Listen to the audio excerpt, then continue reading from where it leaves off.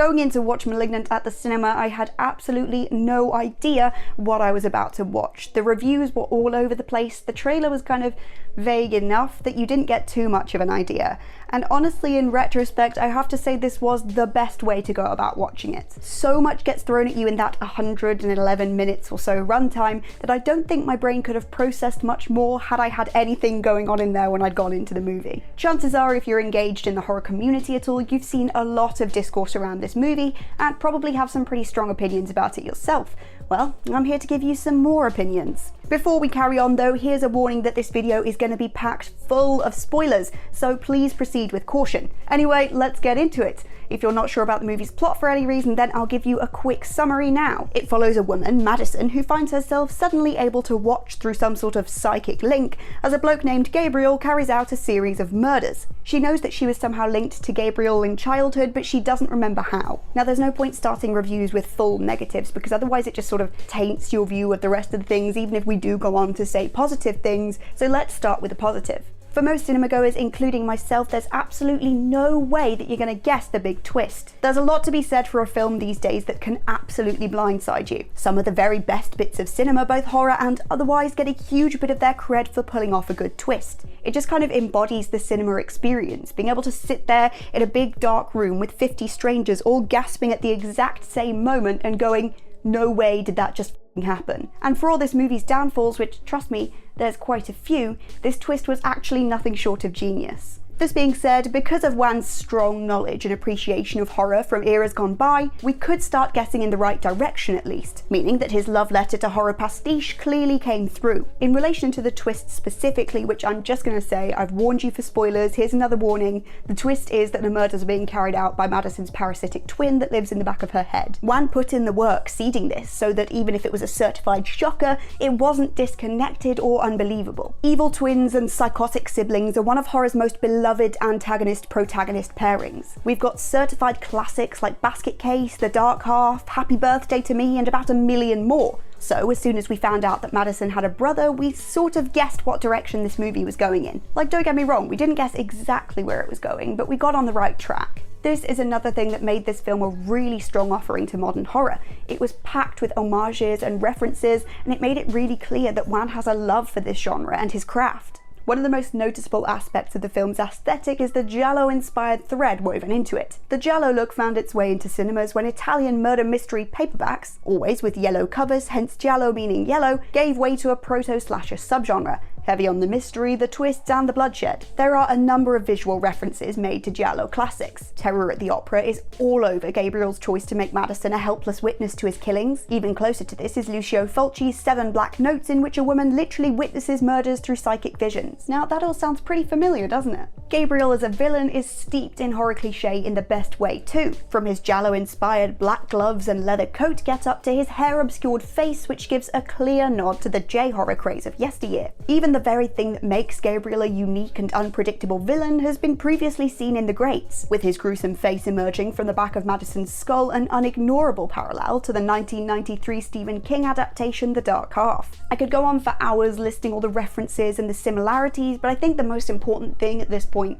is to emphasize that I think this was one of the most endearing and strongest parts of the film overall. Now we're going to take a turn here and I'm going to be a little bit more negative about the movie. If Wan's latest feature excels in concept and aesthetics, I'll be the first one to admit that it's kind of lacking in a lot of areas of execution. Let's talk tone, for example. It was all over the place. For a lot of people, the mix of serious horror and gore with tongue-in-cheek comedy was barely a hump to get over, but for others, including myself, it was really jarring at times and made it hard to become fully immersed in the movie. We start off with some really serious, classically horrific concepts. Protagonist Madison is a victim of domestic violence, and for a little bit looks like she's also the victim of a home invasion. This is all pretty standard horror fare. It's all dark and spooky and tense, and then the next minute the police are searching around her house for clues, and we get this weird comedic moment between the partners and this other like forensic scientist that's really obsessed with one of the policemen. It just doesn't work for me. It makes it really hard to get fully invested in a character when all you're being fed about them is half-assed bits of background next to the main plot,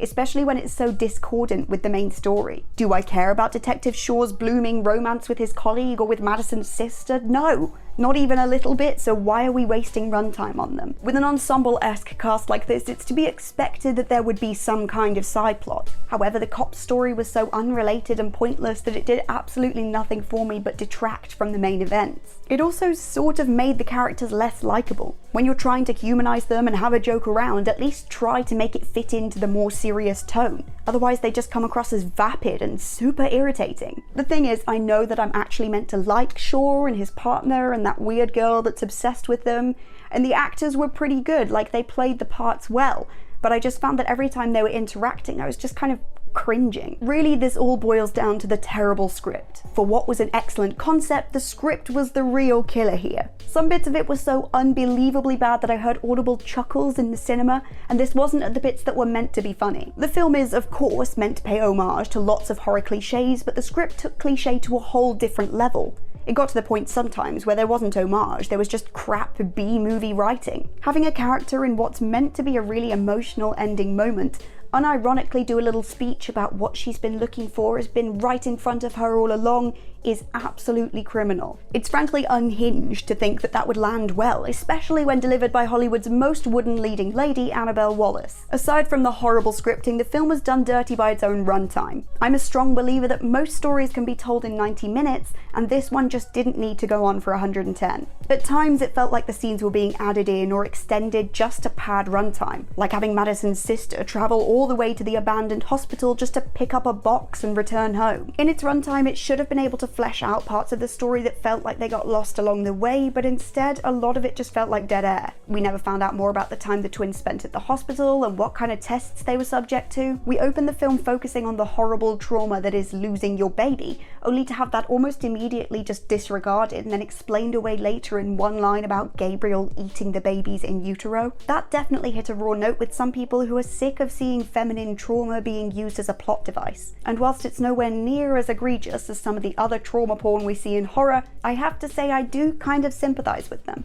Let's sandwich this with a positive though, because there were plenty of bits of the storytelling that worked really well. Every murder Madison watched, for instance, I was on the edge of my seat waiting for the outcome. The absolutely batshit sequence where Gabriel emerges from Maddie's head only to then go and decimate the whole police precinct, that was incredible. Loved it. The common theme with these kind of successful scenes seems to be the gore. Wan didn't leave us wanting for a good bloody kill. Gabriel's murders were gory and schlocky, his really off-putting style of moving made his every step interesting, and his penchant for arm breaking was a perfect blend of shocking and hilariously predictable. Wan is a horror hard hitter for a reason, and this is just another of the strong points in his movie. To avoid going on for hours, I do think that the whole experience can be summed up as a net positive. It's so important to make wild, wacky horrors because so often these days movies are just not memorable. A lot of the time they aren't daring enough to make a lasting impact, but this one was unabashedly insane, and I'm pretty sure it's going to earn itself a cult classic status because of it. Keep going, keep making crazy, wacky, high concept horrors. Just please, I beg you, do it with a better script and cast. Well, that brings us to the end for now, but if you want to read more about Malignant and any other horrors really, head over to whatculture.com and have a browse. Let us know in the comments below what you thought of Malignant, because I know it's a very divisive movie. Anyway, I've been Amy from What Culture, and I'll catch you next time.